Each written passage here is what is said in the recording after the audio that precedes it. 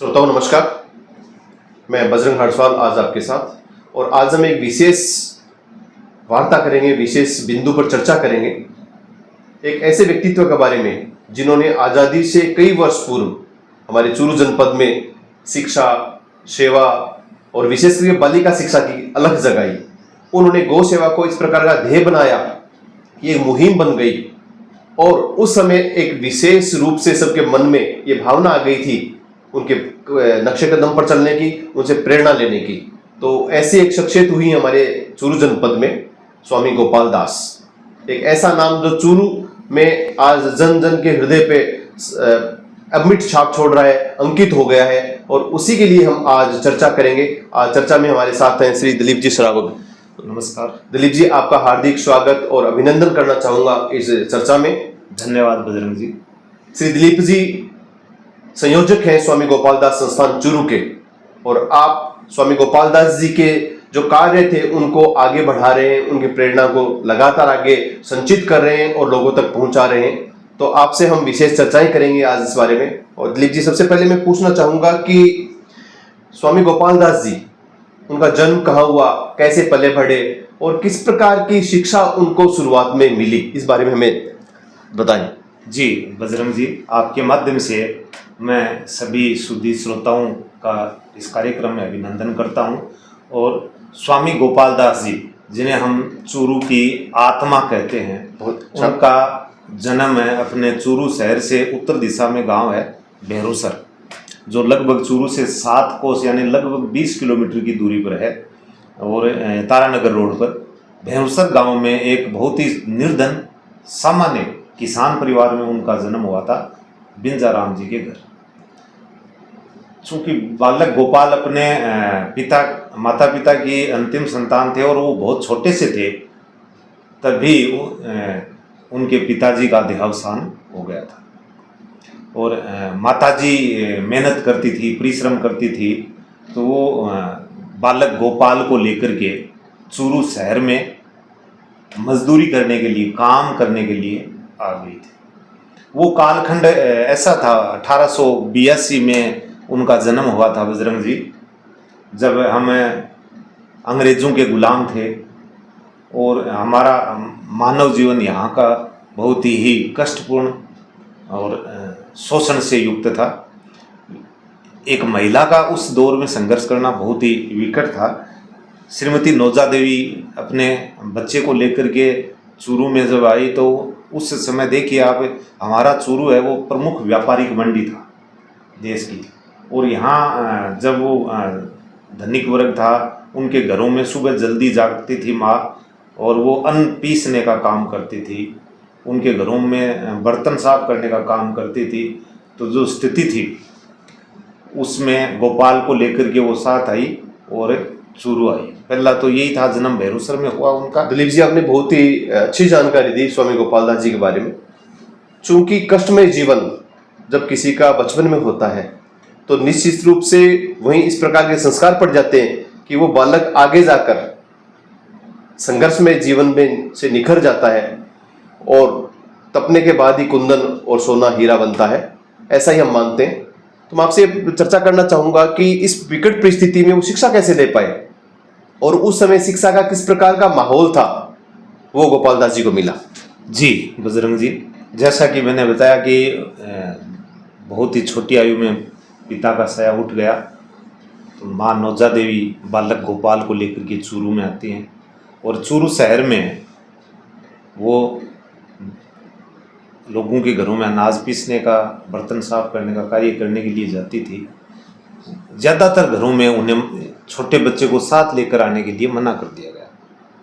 तो माता नौजा देवी ने, जो अपने यहाँ चूरू में छोटा मंदिर है, निम्बार्क संप्रदाय का, गोल सिंह लखोटिया द्वारा बनवाया गया था वो मंदिर। और उस समय महंत मुकुंद दास जी उस छोटे मंदिर के महंत थे। तो मंदिर के आगे जो बरामदा था, वहाँ माता नौजा देवी छोटे से बालक गोपाल को छोड़ करके अपने दैनिक मजदूरी के कार्य के लिए जाती थी। रोज का ये उनका दैनिक कर्म था। महंत मुकुंद दास जी देखते थे कि ये छोटा सा बालक गोपाल जो बिना माँ के अकेला यहाँ बैठा रहता है, बहुत चंचल है। और उनकी जो हरकतें देख करके मुकुंदास जी को उसी समय भान हो गया था कि ये बच्चा आगे चल करके बहुत ही प्रतिभाशाली बनेगा। शिक्षा के लिए फिर मुकुंदास जी ने उस समय, जैसा आपको पता है, गांव में शिक्षा नहीं होती थी। अपने चूरू शहर में पंडित कन्हैयालाल जी ढंड की एक पाठशाला होती थी। वो बच्चों को आयुर्वेद, ज्योतिष और संस्कृत की शिक्षा देते थे। उसी पाठशाला में बालक गोपाल के लिए महंत मुकुंदास जी ने कहा पंडित कन्हैयालाल जी से कि इस बच्चे को भी आप अपनी पाठशाला में शिक्षा दें। हालांकि बजरंग जी उस समय समाज के सभी वर्गों के लिए शिक्षा नहीं थी, सुविधाएं नहीं थी शिक्षा की, लेकिन महंत जी का अपना एक सम्मान था समाज में। तो महंत जी के कहने से पंडित जी ने कहा कि ठीक है, बच्चे को भेज दीजिए। उस समय जब वो पंडित कन्हैयालाल जी की पाठशाला चलती थी तो पंडित शांत शर्मा के एक पत्र में उल्लेख है कि किस तरह से मेरा एक बरामदा था वहाँ, मैं जिस बरामदे में बैठ के पढ़ता था, तो एक दिन मैं नहीं आया तो वहाँ मेरा साथी जो साथ पढ़ता था, जो नीचे बैठ करके पढ़ता था, वो उस बरामदे में बैठ गया। तो गुरुजी ने कहा कि गोपाल तू यहाँ कैसे बैठ गया, यह बरामदा तो शांत का है। तो गोपाल ने गुरुजी को भी तुरंत बताया कि गुरुजी शांत नहीं आया तब तक मैं बैठा हूँ, और शांत मना कर देगा तो मैं वापस नीचे बैठ जाऊंगा। कन्हैयालाल जी ढंड के वो प्रिय शिष्य हो गए थे शीघ्र ही, और वहाँ से उन्होंने आयुर्वेद की, संस्कृत की बहुत अच्छी शिक्षा ग्रहण की। तो दिलीप जी, आप बता रहे हैं कि उन्होंने प्रारंभ जो शिक्षा ली थी वो उनके गुरुदेव जो थे ढंड उनसे ली, और चूंकि उस समय विद्यालय नहीं हुआ करते थे, गुरुकुल की तरह वहाँ शिक्षा होती थी और अनौपचारिक शिक्षा हुआ करती थी। औपचारिक रूप से कोई परीक्षा होना, बोर्ड का एग्जाम होना, इस तरह का शायद उस समय कुछ नहीं था। फिर भी उन्होंने इस प्रकार की शिक्षा ली जो समाज के लिए उपयोगी थी, और वही आगे जाके उनका ध्येय बना। तो दिलीप जी, मैं आगे आपसे पूछना चाहूंगा कि स्वामी गोपाल दास, उनके नाम के आगे स्वामी लग रहा है, तो क्या वो सन्यासी थे या सन्यास ग्रहण किया था? किस प्रकार से स्वामी शब्द उनको मिला? जी बजरंग जी, वो न तो कोई सन्यासी थे, वो मतलब एक परिस्थिति वश गांव से शहर आए। मुकुंदास जी महंत जो थे, निम्बार्क संप्रदाय का छोटा मंदिर, जब वो आए तब छोटी सी उम्र के थे, और जब वो 9 वर्ष के थे 1891 में, 1882 में गोपाल दास जी का जन्म होता है, और जब वो मात्र 9 वर्ष के थे 1891 में, तब महंत मुकुंदास जी ने अपनी बही में, बही बाटों को लिखवा दिया था कि मेरे बाद इस मंदिर के महंत गोपाल होंगे, और उस समय उनके नाम के साथ स्वामी गोपाल दास लग गया। हालांकि इससे पहले उन्होंने माता नौजा देवी से अनुमति ले ली थी महंत जी ने। जब वो काम करते हुए वापस अपने गांव जा रही थी तो महंत जी ने कहा कि इस बच्चे को यहीं छोड़ जाओ। माँ का स्वाभाविक है वात्सल्य स्नेह बच्चे से था, तो महंत जी ने समझाया कि तू इसको अपने साथ गांव ले जाएगी, अभी ये बच्चा पढ़ रहा है, एक तो इसकी शिक्षा छूट जाएगी और वहाँ पर इसको अवसर नहीं मिलेगा, ये गांव में गाय चराएगा या खेत में काम करेगा या मजदूरी करेगा। जबकि अभी ये शिक्षा में बहुत अग्रणी थे। वो पंडित कन्हैयालाल जी के जितने शिष्य थे उनमें अग्रणी शिष्यों में से थे। कन्हैयालाल जी ने भी महंत जी को बताया कि इस बच्चे की शिक्षा जारी रहे तो अच्छा रहे, तो उनका आग्रह माताजी ने मान लिया। उसी समय माताजी गांव चली गई, उनको छोड़ गई, और उस वहीं से वो आधारशिला रखी गई कि यहाँ मैं इसकी परवरिश करूँगा। महंत जी ने निश्चित किया आप बच्चे को भूल जाओ, और अपने बही बाटों में 1891 में जब वो मात्र 9 वर्ष के थे उन्होंने लिखवा दिया कि मेरे बाद इस मंदिर का महंत गोपाल होगा। वहीं से स्वामी गोपाल दास। दिलीप जी ने बताया कि गोपाल दास, स्वामी गोपाल दास किस प्रकार से बने। महंत जी उनके संरक्षक बन गए और उनके सानिध्य में ही लगातार वो शिक्षा भी प्राप्त करते रहे और आगे बढ़ते रहे। तो दिलीप जी, मैं आगे आपसे पूछना चाहूंगा कि स्वामी गोपाल दास जी ने ऐसे कौन से विशेष कार्य किए थे जो आम आदमी नहीं कर सकता, या उन कार्यों की वजह से उनकी पहचान बनी और आज हम उनको इतने समय के बाद भी याद कर रहे हैं? तो आप श्रोताओं को कृपया ये बताने का प्रयास करें, बताएं कि कौन से ऐसे विशेष काम थे जिसकी वजह से हम आज उनको स्मरण कर रहे हैं। जी बजरंग जी, उनका तो पूरा जीवन ही अपने आप में एक विशेष कार्यों की संस्था है। हम जिनसे हर एक कार्य के बारे में हम ये देखें कि उस कालखंड में उन्होंने इसकी कल्पना भी कैसे की होगी। जैसे वो मंदिर के महंत बने, 19 वर्ष की आयु में महंत मुकुंदास जी स्वर्ग सिधार गए 1901 में। तो उनके बाद जैसा अभी मैंने बताया भई बाटों में भई में बता गए, अपना उत्तराधिकारी वो घोषित कर गए। तो वहाँ उस समय भी एक ऐसी स्थिति बन गई कि उन्हें संघर्ष करना पड़ा था। जिनका मंदिर बनवाया हुआ था उन्होंने उस पर विवाद किया, मुकदमा किया। तो वो बीकानेर अपना यहाँ उस समय न्यायालय चलता था और स्वामी गोपाल दास जी उस समय पैदल जाते थे अपनी वहाँ जो सुनवाई होती थी उसमें चूरू से बीकानेर। तो उस समय जब पहला संघर्ष ये हो गया कि मुकदमा झेल रहे थे मंदिर के महंत होते, और दूसरा यहाँ देखिए आप राजलदेसर और श्री डूंगरगढ़ के बीच में पैदल जब वो जा रहे थे बजरंग जी, तो आजकल की जैसी चूरू की गर्मी आपको पता ही टेम्परेचर कैसा रहता है, और उस राजलदेसर और डूंगरगढ़ के बीच में प्यास से उनका गला सूख गया था। लगभग स्वामी जी ने एक पत्र में उल्लेख किया है कि लगभग स्थिति ऐसी हो गई थी कि मेरे प्राण छूटने ही वाले थे। तभी संयोग से उन्हें एक गडरिया जो भेड़ बकरियां चराता है, गवाला जिसे हम कहते हैं, वो मिल गया।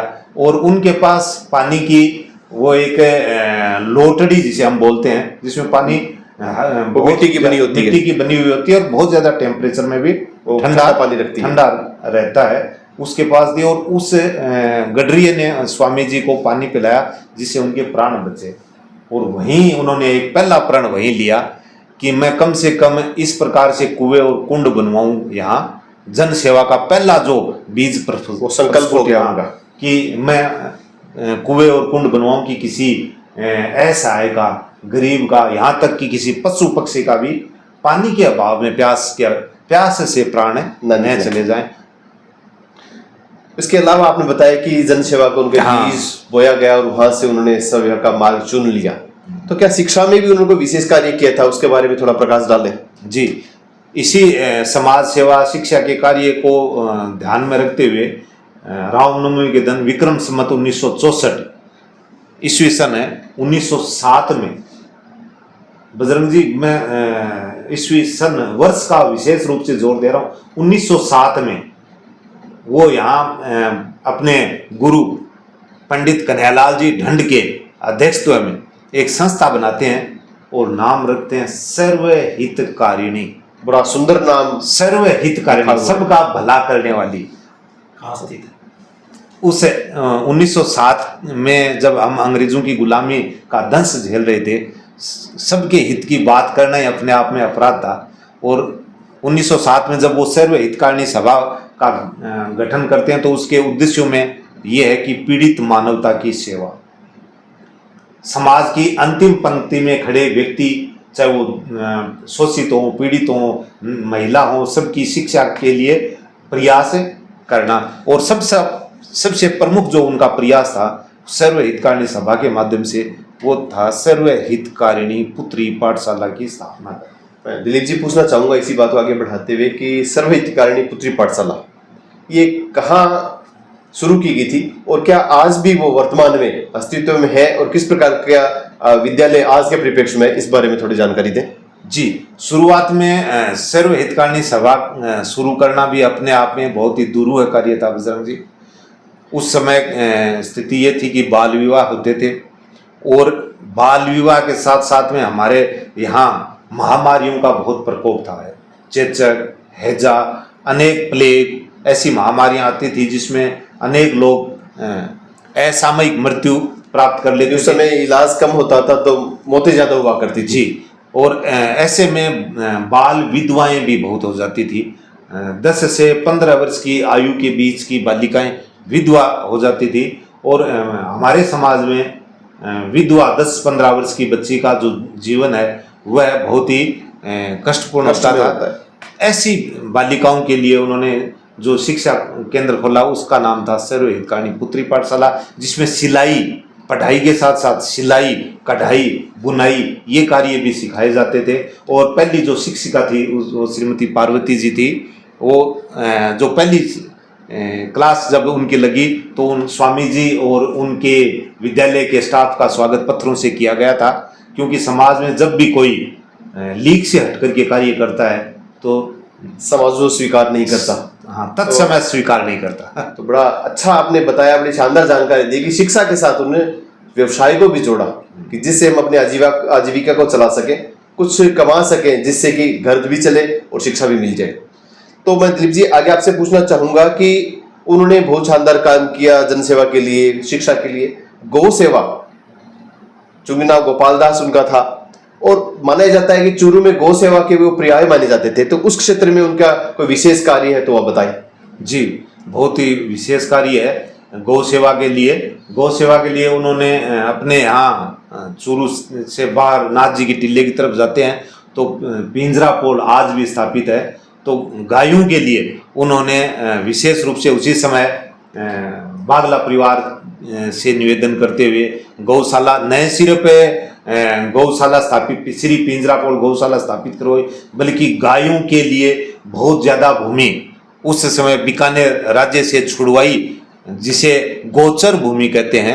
बजरंग जी, आपको ऐसा उदाहरण कहीं नहीं मिलेगा। लगभग 5000 बीघा भूमि जो जिसे हम गोचर भूमि कहते हैं वो गायों के लिए स्वामी गोपाल दास जी ने विशेष प्रयास करके छुड़वाई। जैसे आप देखते हैं कि गाजसर से लेकर के और ये जो चूरू के बाहर गोयनका स्कूल से होते हुए बूंटिया चूरू के बीच में डाबला से होते हुए जो पूरा भीड़ क्षेत्र है, ये स्वामी गोपाल दास जी का उसी समय छुड़वाई हुई गोचर भूमि है गायों के लिए। बीच में शिक्षा का एक भाग बच गया था, उसी के साथ स्वामी जी ने नारी शिक्षा के साथ ही दलित शिक्षा के लिए, जिनको उस समय शिक्षा का अधिकार भी नहीं था, बजरंग जी, जो चूरू में पूर्व दिशा में बस्ती है वहाँ पर हमारी जो परिस्थिति थी उनमें ऐसी स्थिति हो गई थी कि जो मिशनरीज थे उन्होंने आकर के उनको ये धर्म परिवर्तन का लालच देकर ये कहा कि आप अगर धर्म परिवर्तित करके ईसाई बन जाते हैं तो हम आपके यहाँ विद्यालय खोल देंगे। और स्वामी जी के पूरे विवरण में ये उल्लेख है कि 74 लोगों ने शिक्षा प्राप्त करने के लिए, दलित समुदाय के जो थे, उन्होंने धर्म परिवर्तन करना स्वीकार कर लिया था। स्वामी जी को जब पता चला तो उन्होंने वहाँ जाकर के और उन सब लोगों को समझाया, न सिर्फ उन लोगों को समझाया बल्कि जो सनातन धर्म के अपने यहाँ मुख्य कर्ता धर्ता थे उन लोगों को भी कहा कि जब तक समाज के सभी अंगों को आप एक साथ लेकर के नहीं चलेंगे तब तक सर्वांगीण विकास नहीं होगा। और वहाँ पर एक विद्यालय खोलते हैं, नाम रखते हैं कबीर पाठशाला, जो आज भी राजकीय विद्यालय के रूप में, राजकीय उच्च माध्यमिक विद्यालय के रूप में संचालित है।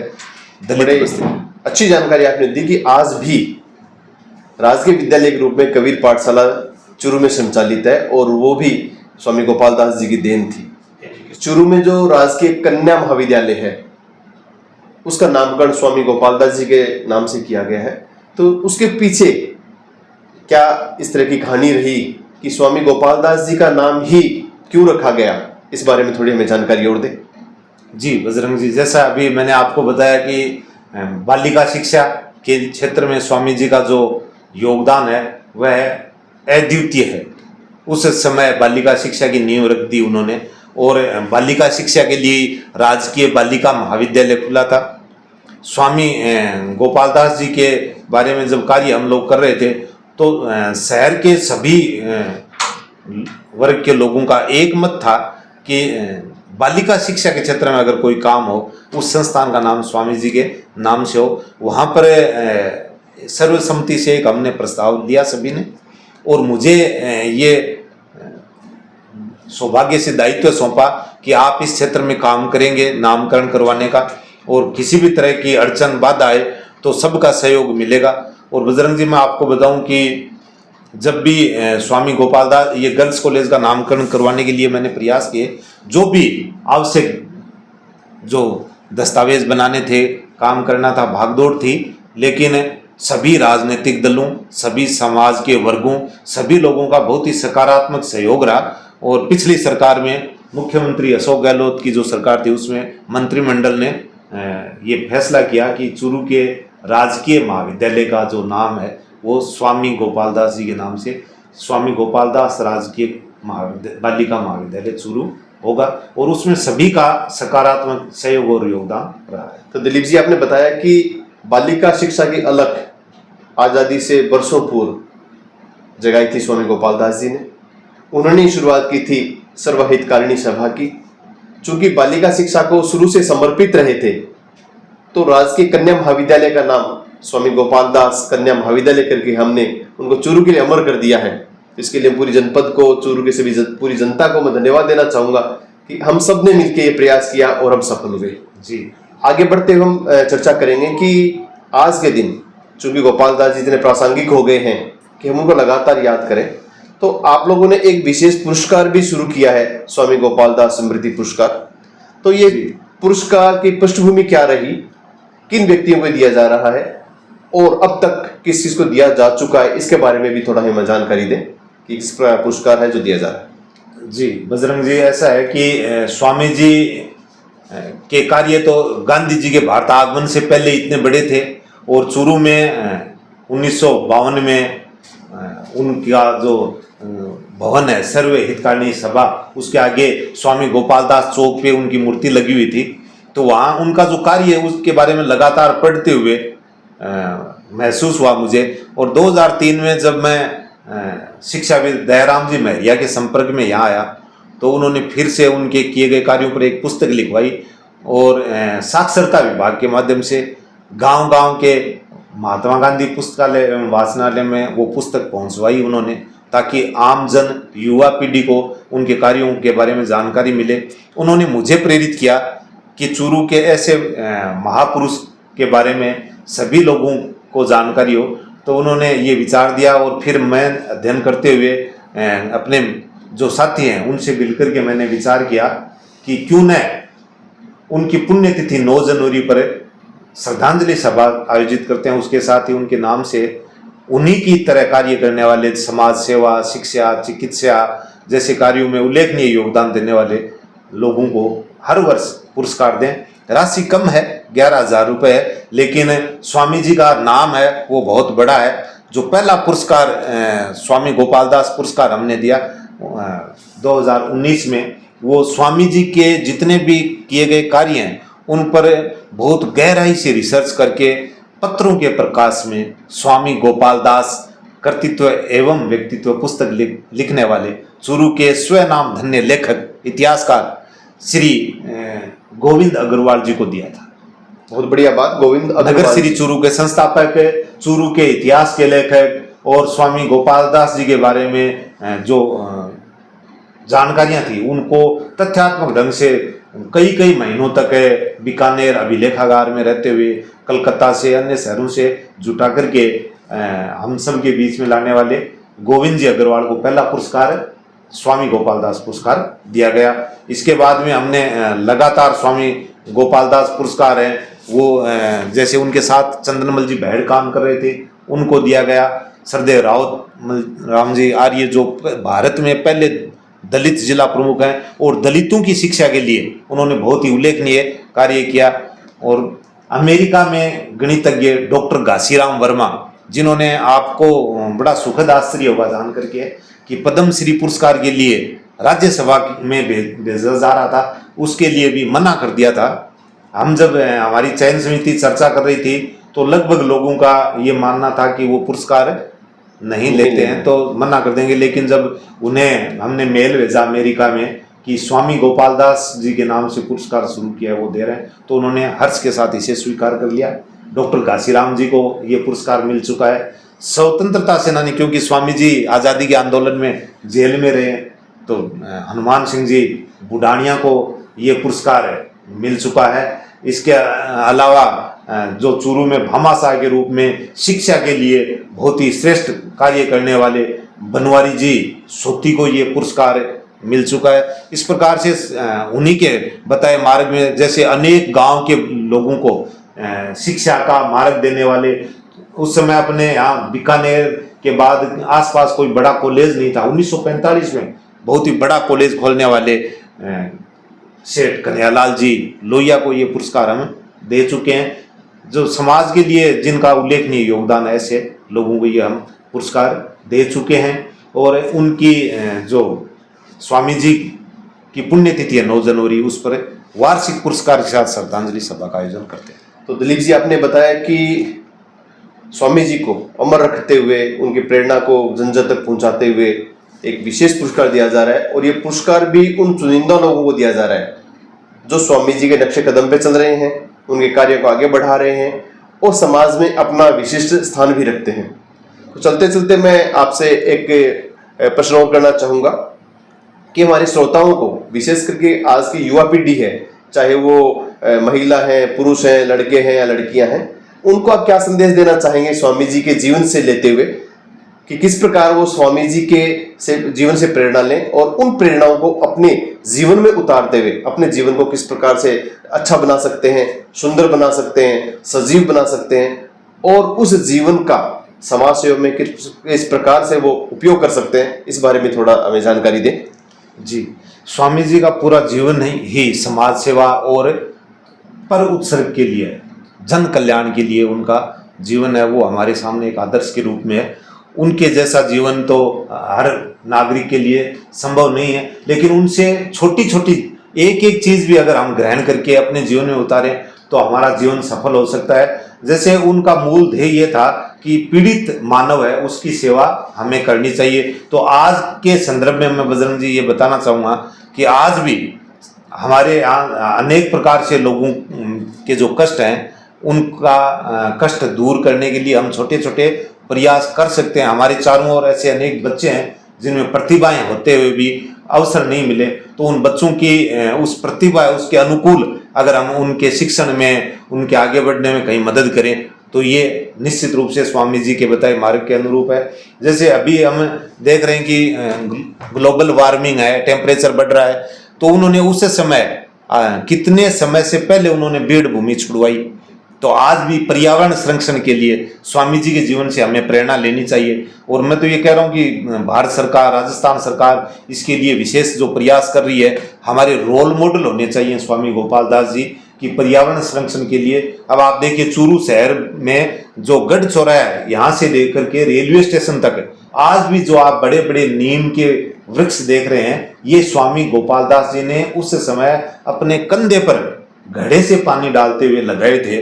और इनसे हम प्रेरणा ले सकते हैं कि हमें भी ज्यादा नहीं तो कम से कम अपने जीवन में 100 पेड़ तो कोई व्यक्ति लगाए। अगर हम सब उनके जीवन से ये प्रेरणा ले तो हमारा पर्यावरण संरक्षित बचेगा, मरुस्थल संरक्षित बचेगा। एक महत्वपूर्ण मैं बात बताऊं कि 1917-18 में प्लेग बीमारी फैल गई थी, और उस प्लेग बीमारी में मेरे जीवन पर जो सबसे गहरा प्रभाव पड़ा कि स्वामी जी जैसा व्यक्ति क्या कर सकता है। आप देखिए बजरंग जी, प्लेग बीमारी जब चूरू शहर में फैल गई थी तो ऐसा था कि एक से, आप स्वास्थ्य विभाग से हैं, वह संक्रामक रोग है, एक से दूसरे में तेजी से फैलता है। घर के सेठ जी को बीमारी हो गई, वो उस प्लेग से मौत के ग्रास में चले गए, और घर के शेष सदस्य जो थे वो दौड़ करके, उनको जिस हालत में थे वहीं खुला घर छोड़ करके दौड़ करके जा रहे थे। ऐसी स्थिति में उन्होंने अपने स्वयं सेवकों के साथ साथ अजमेर से बुलाए, अजमेर से स्वयं सेवक बुलाए और स्वयं सबसे आगे हो गए। उन सभी जो जिनकी मृत्यु हो गई थी उनका तो रीति रिवाज से दाह संस्कार करवाया, और जो जीवित थे उनको चूरू शहर से जल्दी बाहर निकाल करके कड़वासर, बूंटिया, आगे भामासी, यहाँ तक कि साथियों तक लोगों को एक प्रकार से रोका कि 4-6 महीने जब ये बीमारी चल रही है तो उनके आवास की व्यवस्था वहाँ गांव वालों से करवाई, और पूरे घर खुले थे, तिजोरियां खुली थी। स्वामी जी घोड़े पर बैठ करके स्वयं घूमते थे। किसी मजाल है किसी के एक पैसे की भी चोरी हुई हो, एक पैसा भी इधर से उधर हुआ हो, और ऐसी ईमानदारी, ऐसा पर सेवा का जो संदेश है वो मैं चाहता हूँ आज की युवा पीढ़ी ग्रहण करे कि हम सब चीज़ें सरकार से या व्यवस्था से या दूसरे लोगों से उम्मीद न पालें। जब हमारे आसपास कोई ऐसी चीज़ हो तो हमें आगे बढ़ करके इन चीज़ों में अपना योगदान देना चाहिए। तो दिलीप जी सरावग ने बड़ा ही अच्छे प्रेरणा के शब्द कहे। शुरुआत खुद से करनी पड़ेगी। बदलाव लाना है तो खुद से बदलाव लाना पड़ेगा। सेवा के क्षेत्र पर चलेंगे तो सबसे पहले खुद से ही शुरुआत करनी पड़ेगी। तो आज हम इस चर्चा के साथ ये संकल्प भी लें कि हम पीड़ित मानवता की सेवा करेंगे, गौ सेवा करेंगे। कहीं भी हमें ऐसा कोई व्यक्ति बच्चा मिले जिसको शिक्षा की आवश्यकता है, उसको शिक्षा से जोड़ेंगे। पर्यावरण का संदेश एक बहुत बड़ा संदेश है, उसको हम पर्यावरण के साथ जोड़ते हुए हम वृक्ष लगाएंगे और वृक्ष लगाकर उनको पेड़ बनाने तक उनकी परवरिश करेंगे। तो निश्चित रूप से ये सारी चीजें स्वामी जी के लिए सच्ची श्रद्धांजलि होगी, सच्चा उनका योगदान को स्मरण करने का तरीका होगा और उनके कृतित्व को, व्यक्तित्व को आगे बढ़ाने का ये सही मार्ग होगा। तो श्रोताओं, ये आज बड़ी विशेष और शानदार जानकारियां हमें प्राप्त हुई श्रीमान दिलीप जी श्रावक से। आप संयोजक हैं स्वामी गोपाल दास संस्थान के। तो दिलीप जी, आपका हार्दिक धन्यवाद देना चाहूंगा मैं कि आपने इतनी अच्छी जानकारियां आज हमारे श्रोताओं के साथ बांटी हैं, शेयर की हैं। देना चाहूंगा मैं आपका अपना साथी बजरंग हर्षवाल। नमस्कार। नमस्कार।